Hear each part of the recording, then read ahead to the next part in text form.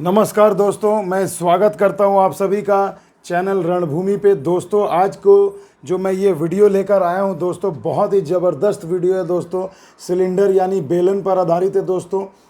मैं कोशिश करूंगा आपको कम से कम समय में ज़्यादा से ज़्यादा क्वेश्चन सॉल्व कराऊं दोस्तों। और आपको मैं ये गारंटी देता हूं दोस्तों कि अगर इस टाइप के क्वेश्चंस को आप एग्ज़ाम में कर लें तो कभी भी सिलेंडर या बेलन के प्रश्न में आप एग्ज़ाम में नहीं फंसेंगे दोस्तों। तो आइए दोस्तों चलते हैं पहले क्वेश्चन की ओर।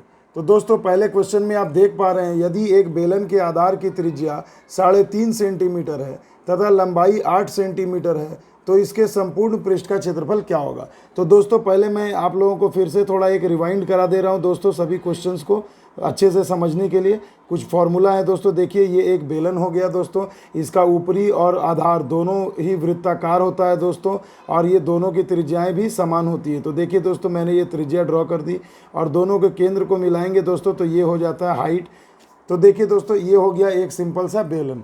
अब बेलन के कुछ फॉर्मूला है दोस्तों इंपॉर्टेंट, जैसे जैसे क्वेश्चन आएंगे मैं बताते जाऊंगा, और पहले भी वीडियो में मैंने आपको अच्छे से डिटेल में समझाया है। तो देखिए दोस्तों यहाँ पर आपको त्रिज्या दी गई है 7.5 सेंटीमीटर, आप इसे लिख ले आर यानी रेडियस यानी त्रिज्या 3.5 सेंटीमीटर। और यहाँ पर लंबाई दी गई है 8 सेंटीमीटर। दोस्तों बेलन की लंबाई बोलिए या ऊंचाई बोलिए दोनों एक ही होती है, 8 सेंटीमीटर।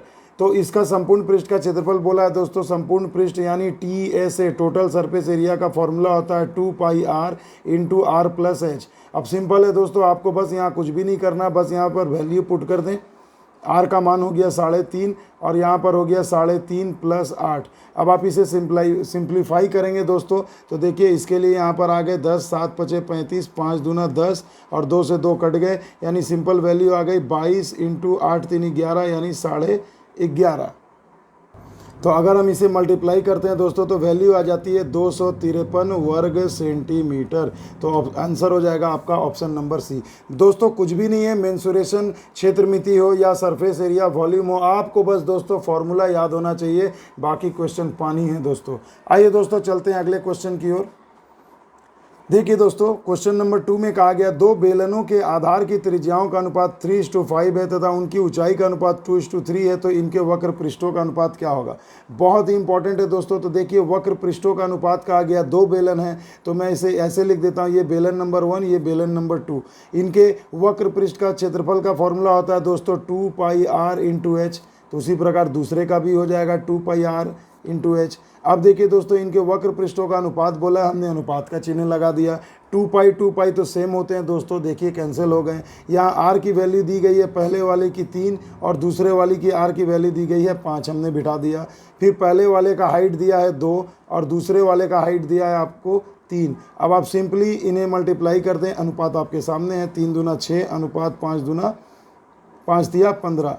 अब देखिए दोस्तों यहाँ पर हम एक काम कर सकते थे, 3 को कैंसिल भी कर सकते थे। आइए एक लाइन और बढ़ा देते हैं, 3 दूना 6 और 3 पचे 15। तो देखिए दोस्तों इनके वक्र पृष्ठों का अनुपात हो गया 2:5। तो देखिए दोस्तों काफ़ी चुटकी में basic concept without any trick दोस्तों, हम इसे 10 सेकंड भी नहीं लगेंगे सॉल्व करने में। आइए दोस्तों चलते हैं अगले क्वेश्चन की ओर।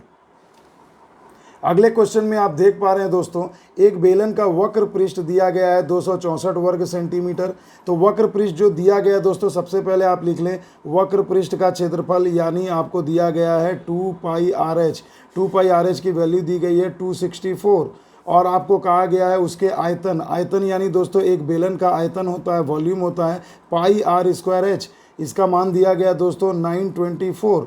तो कहा गया इसके व्यास का इसके ऊंचाई के साथ अनुपात क्या है। तो दोस्तों बहुत ही सिंपल सी चीज़ है, व्यास का ऊंचाई के साथ अनुपात। तो आप इन्हीं दोनों वैल्यू को अगर इक्वल करके दोस्तों डिवाइड कर दें तो देखिए आपकी वैल्यू आ जाएगी। यहाँ देखिए पाई हमने कैंसिल कर दिया।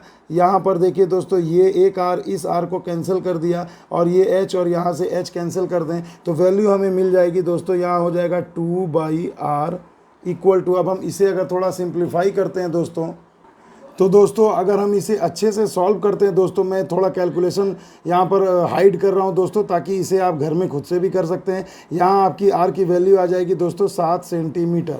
तो देखिए दोस्तों यहाँ से आपको त्रिज्या मिल गई दोस्तों 7 मीटर या 7 सेंटीमीटर। अब दोस्तों आपको यहाँ पर देखिए एक वैल्यू दी गई है 2 पाई RH की वैल्यू आपको दी गई है दोस्तों वक्र पृष्ठ का 264। अब देखिए इसे अगर हम यहाँ वैल्यू पुट करते हैं दोस्तों, आर की वैल्यू, तो देखिए यहाँ से एच की वैल्यू हमें आसानी से मिल जाएगी। 7 7 कैंसिल, 44 से ये 6 बार में कट जाएगा दोस्तों, तो हाइट आ जाएगी 6 सेंटीमीटर।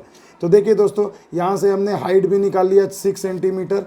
अब देखिए दोस्तों आपको करना क्या है, यहाँ से जैसे ही वैल्यू निकल गई, अब आपको कहा गया है व्यास अनुपात ऊंचाई।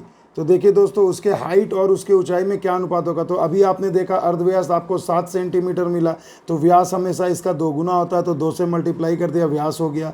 और ऊंचाई देखिए दोस्तों आपने अभी ज्ञात किया 6, तो अगर यहाँ मैं इसे कैंसिल कर दूँ 2 या 6, तो अनुपात आपका आ जाता है दोस्तों 7:3, यानी आंसर हो जाएगा आपका ऑप्शन नंबर डी, कि उस बेलन के व्यास और उसके ऊंचाई का अनुपात कितना हो जाएगा दोस्तों 7:3। तो यहाँ पर बस दोस्तों मैंने यहाँ आपको शॉर्ट में बताने का प्रयास किया कि पाई कट गए, आर कट गए, एच कट गए, और इसे जब आप सॉल्व करेंगे तो आर की वैल्यू यहाँ पर आपको मिल जाएगी 7 सेंटीमीटर।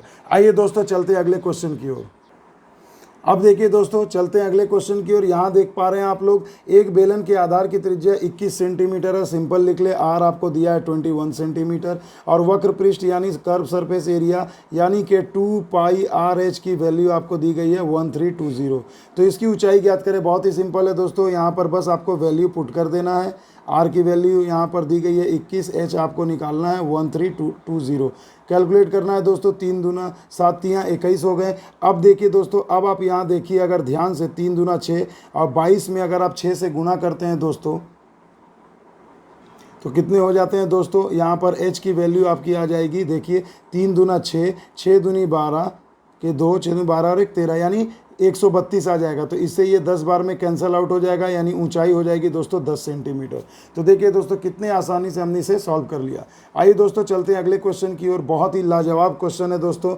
एक बेलन के आधार की त्रिज्या तथा ऊंचाई का अनुपात दिया गया आपको 2:3 तथा इसका आयतन आपको दिया 12,936 घन सेंटीमीटर। तो इसके संपूर्ण पृष्ठ का क्षेत्रफल क्या होगा। तो दोस्तों संपूर्ण पृष्ठ निकालने के पहले आपको बेलन की त्रिज्या और ऊंचाई का मान पता होना चाहिए। तो देखिए दोस्तों मैं ऐसे लिख सकता हूँ, आयतन अगर दिया गया है तो आयतन का फॉर्मूला होता है pi R square H. Pi R square H के बराबर आपको वैल्यू दी गई है 12,936। अब आप सिंपल ऐसे यहाँ कर ले दोस्तों, देखिए 22/7। आर का मान देखिए दोस्तों यहाँ 2 है, तो आप इसे 2x लिखें, क्योंकि अनुपात को जब हम संख्या में बदलते हैं दोस्तों तो वहाँ पर हम उसके साथ x को लगा देते हैं।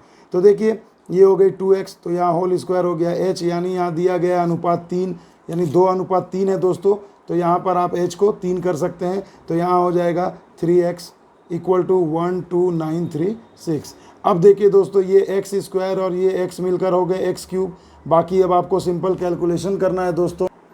अब जब आप इसे सॉल्व करते हैं दोस्तों, तो देखिए यहाँ पर आपको वैल्यू मिल जाएगी, जब हम इसे कैंसल आउट करेंगे तो 343, और जब हम इसका क्यूब रूट निकालेंगे तो x की वैल्यू आ जाएगी 7। तो देखिए दोस्तों अब आपको त्रिज्या मिल जाएगी, अनुपात 2 था तो 2 × 7 यानी 14 सेंटीमीटर हो जाएगी दोस्तों त्रिज्या। बहुत ही सिंपल तरीके से मैं इसे आपको बताने का प्रयास कर रहा हूँ दोस्तों। और उसके बाद देखिए दोस्तों, जब यहाँ पर त्रिज्या हमें मिल गई तो h भी हमें मिल जाएगा। ये 3 है, तो आप इसे 3 में 7 से मल्टीप्लाई कर दे, तो ये हो गए 14 और ये हो गए 21 सेंटीमीटर, ये भी सेंटीमीटर। अब आपसे पूछा गया है वक्र पृष्ठ का संपूर्ण पृष्ठ का क्षेत्रफल क्या होगा। तो दोस्तों संपूर्ण पृष्ठ का क्षेत्रफल निकालने के लिए मैंने आपको फॉर्मूला बताया था कि इसका फॉर्मूला होता है 2 पाई आर × r + h। अब आप सिंपली दोस्तों यहाँ पर r और h की वैल्यू पुट कर लें, आपका आंसर आ जाएगा। ये हो जाएगा 22/7, आर हो जाएंगे 14, ये हो जाएंगे 14 + 21। इसे जब आप सॉल्व करते हैं तो आपकी वैल्यू आ जाती है 3080, यानी ये आपका आंसर हो जाएगा 3080 घन सेंटीमीटर। तो देखिए दोस्तों कोई ना ट्रिक ना किसी भी तरीके का कोई भी कुछ भी, मैं बस आपको बिल्कुल बेसिक मेथड से सॉल्व करना सिखा रहा हूँ दोस्तों। एग्जाम में आपको ज़्यादा टाइम नहीं लगेंगे, पहले कंसेप्ट समझ ले, ट्रिक तो फिर आपके हाथ में है दोस्तों। आप इसे 2-3 लाइन जंप भी करके बना सकते हैं। आइए दोस्तों चलते हैं अगले क्वेश्चन की ओर। अगला जो क्वेश्चन है दोस्तों, दिया गया 0.75 सेंटीमीटर त्रिज्या तथा 0.2 सेंटीमीटर मोटाई वाले सिक्कों को पिघलाकर 3 सेंटीमीटर त्रिज्या तथा 8 सेंटीमीटर ऊंचाई वाले बेलन को बनाने के लिए कितने सिक्के लगेंगे। तो दोस्तों बहुत ही ज़बरदस्त चीज़ है दोस्तों। पहले आप ये समझें कि आप लोगों ने 1 रुपये, 2 रुपये, 5 रुपये का सिक्का देखा होगा, वो देखने में कुछ इस प्रकार का होता है दोस्तों। अगर मैं इसकी थोड़ी मोटाई को मैं दिखाने का प्रयास कर रहा हूँ दोस्तों, तो अब आप कह सकते हैं दोस्तों कि ये एक प्रकार का क्या है, बेलन है, और इसकी मोटाई ही इसकी लंबाई या इसकी ऊंचाई होती है, यानी ये एक बेलन है। तो देखिए दोस्तों, आपको बनाना क्या है, 3 सेंटीमीटर त्रिज्या और 8 सेंटीमीटर ऊंचाई का बेलन। तो आप सबसे पहले उसका आयतन क्या लिखेंगे दोस्तों, पाई, आर स्क्वायर यानी 3 का स्क्वायर, और एच यानी 8 सेंटीमीटर। तो देखिए दोस्तों, ये घन सेंटीमीटर आ गया आपका जो आपको बेलन बनाना है। इसे आपको किससे बनाना है, तो इस आकार के सिक्कों से। तो इससे आप सिंपली से डिवाइड कर दें, तो यहाँ इसका आयतन हो जाएगा पाई, और आर की वैल्यू यहाँ पर आपको दी गई है 0.75 का होल स्क्वायर कर सकते हैं, और यहाँ एच की वैल्यू दी गई है 0.2 सेंटीमीटर। तो अब इसका भी इकाई आ जाएगी दोस्तों घन सेंटीमीटर। ये सभी कट गए, यानी जो भी आपका आंसर आएगा वो सिंपल नंबर आएगा। अब आप इसे अगर डिवाइड करते हैं दोस्तों अच्छे तरीके से, तो आपका जवाब आपके सामने हो जाएगा दोस्तों। इसकी वैल्यू आ जाएगी 640। अगर मैं इसे सॉल्व करूं दोस्तों अच्छे से, देखिए यहाँ पाई पाई कैंसिल हो गए, तो यहाँ 3 का स्क्वायर हो गया 9, 8 यहाँ 8 है ही दोस्तों। अगर मैं इसे दशमलव में मैं इसे थोड़ा सॉल्व करता हूँ, शॉर्ट करता हूँ, तो देखिए दोस्तों 0.2 ये पॉइंट उड़ जाएगा, इसके 100 का आ जाएगा 25 तिया 75, 25 चौके 100। तो अब देखिए दोस्तों इसकी वैल्यू कितनी आ जाएगी दोस्तों, तो ऊपर हो गए 9 8 72, नीचे में आ जाएंगे 3 का स्क्वायर 9, और ये 4 का स्क्वायर बटे में 16 इंटू 0.2। अब देखिए दोस्तों यहाँ से अब आपकी वैल्यू मिल जाएगी। तो अगर मैं इसे सॉल्व करता हूँ दोस्तों, तो इसकी वैल्यू आ जाती है टोटल 640। तो देखिए दोस्तों कुल कितने सिक्के लगेंगे, 640 सिक्कों की ज़रूरत होगी इस आकार के, जिन्हें पिघला करके हम 3 सेंटीमीटर त्रिज्या और 8 सेंटीमीटर ऊंचाई वाले बेलन बना सकते हैं। आइए दोस्तों, बहुत ही इंपॉर्टेंट क्वेश्चन था ये दोस्तों। चलते हैं अगले क्वेश्चन की ओर। दोस्तों ये बहुत ही इम्पॉर्टेंट क्वेश्चन है दोस्तों। इस प्रकार के परसेंटेज वाले प्रश्न आजकल मेंसुरेशन में ज़्यादा पूछे जा रहे हैं दोस्तों। तो आइए चलिए हम इसे बनाने का प्रयास करते हैं। बहुत ही बेसिक मेथड है दोस्तों। एक बेलन के आधार के त्रिज्या तथा उसकी ऊंचाई में प्रत्येक में 10% की वृद्धि कर दी गई, तो नए बने हुए बेलन के आयतन में कितनी वृद्धि होगी। तो सबसे पहले दोस्तों एक बेलन का आयतन का फॉर्मूला आपको पता होना चाहिए, पाई आर स्क्वायर एच होता है। अगर अब मैं दोस्तों क्या कर रहा हूँ, ये V1 कर रहा हूँ यानी पहले का, और V2 लिख रहा हूँ मैं कि अभी क्या हो रहा है। तो अभी भी दोस्तों पाई आर यानी आर मैंने लिख दिया, और उसमें 10% की वृद्धि की गई है, यानी 110/100 में लिख सकता हूँ दोस्तों। और h में कितनी वृद्धि की गई है, h पहले का हाइट था और अभी भी 10% बढ़ा है, तो मैं इसे 110/100 लिख सकता हूं दोस्तों। अब देखिए दोस्तों, आप सिंपल क्या करें, पाई आर स्क्वायर h को मैंने अलग निकाल लिया। इसे ज़रा मैं शॉर्ट कर लेता हूं। तो दोस्तों 11 का स्क्वायर होता है 121, और 10 का स्क्वायर होता है 100, और यहाँ पर 0 0 कैंसिल, ये हो गए 11/10। तो अब आप देखिए दोस्तों कि पहले वाले आयतन से ये कितना बढ़ा है। तो यहाँ देखिए ये 121 को 11 से मल्टीप्लाई करूँगा मैं, तो वैल्यू हो जाएगी 1331, और नीचे आ जाएंगे दोस्तों 100 और 10 में गुना करके 1000। तो अब आप देखिए दोस्तों यहाँ कितनी वृद्धि हुई है। ये तो 1 है, मैं अगर यूनिटरी मेथड समझूँ तो ये 1 है। तो देखिए दोस्तों कितनी वृद्धि हुई, मैंने इसके पहले भी वीडियो में आपको समझाया था कि देखिए ऊपर वाला नीचे वाले से कितना अधिक है। तो देखिए दोस्तों 331 अधिक है।